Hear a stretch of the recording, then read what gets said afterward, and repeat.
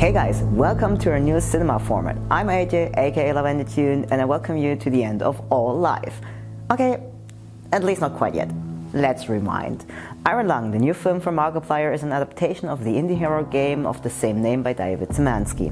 For those of you who don't know the game, I'll summarize it briefly.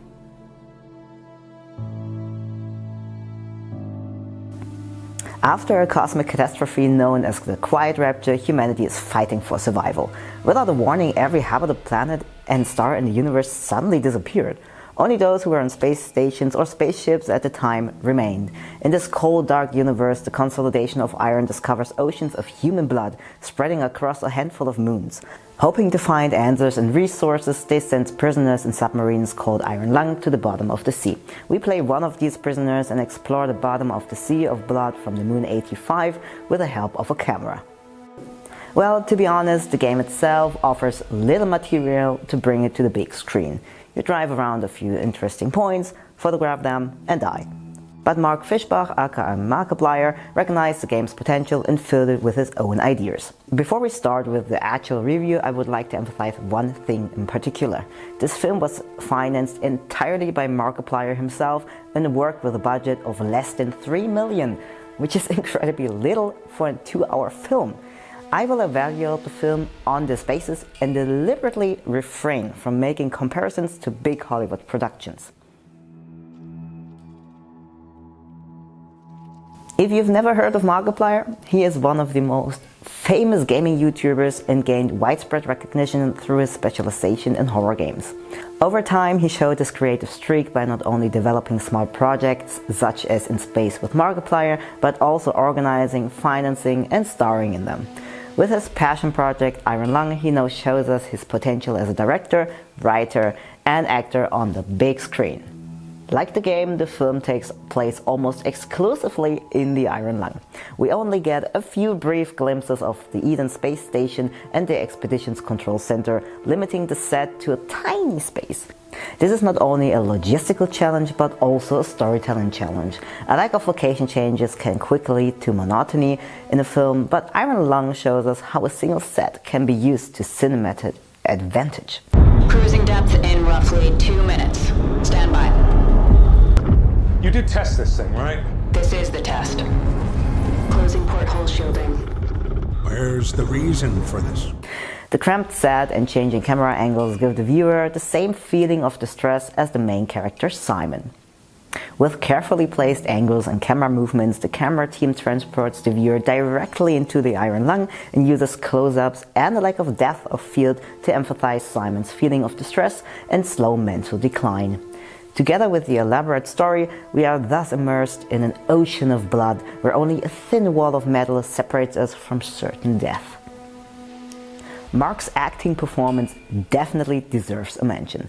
Considering that he has no professional acting experience himself and has never even attended an acting workshop, at least as far as I know, it must be said that he put his heart and soul into this role. For a novice actor, he did a really good job of portraying Simon's steady mental decline and physical pain. I mean, who among us would voluntarily let themselves be put in a cramped submarine shaft that is slowly filling with blood? Certainly not me. Speaking of blood, we mustn't forget the special effects. Iron Lung works with primarily practical effects. The set alone, which stood on a moving hydraulic scaffold, shows how much attention to detail went into this project. Except for a few impressively animated CGI scenes, the team worked entirely with special effects makeup, which gave Hollywood some very strong competition. For some viewers, this may have seemed a little cheap, but for me it created a feeling of realism and genuine menace. As already mentioned, there's very little film footage in the game itself. Setting the film length at 2 hours is a mammoth task, which was accomplished quite well. In the film we get a lot more background information about Simon and his conviction, as well as the course of the expedition and the dangers lurking in the sea below. The new information was smoothly integrated into the flow of the film, so there was no feeling of info dumping. The dialogue between the characters took place mainly via a radio, which is a perfect choice for the setting. It represents isolation, fear, and the desire for human contact.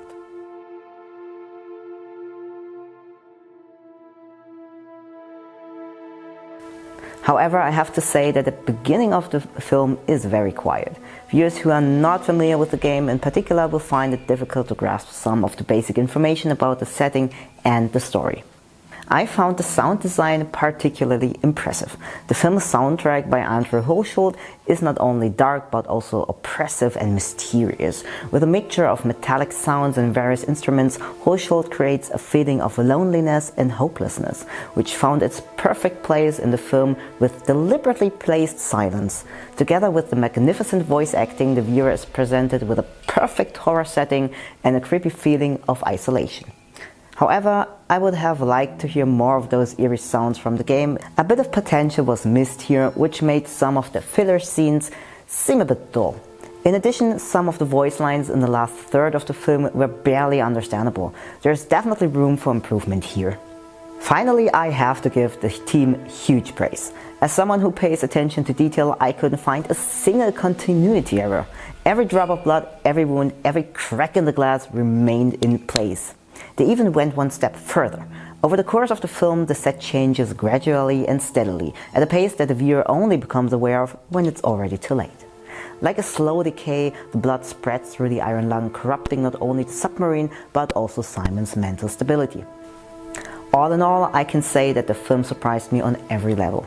Camera, lighting, music, setting, acting, story, everything was really impressive for an independent production without a big film studio behind it. The setting and the portrayal of psychosis drew me into a terrifying world of horror that I already miss. The slow burn, which we know from the game, isn't for everyone, but it's essential to the story and the atmosphere. The only scene that is a bit too long, and here's a small spoiler, is when Simon has to find his way out of a tunnel system.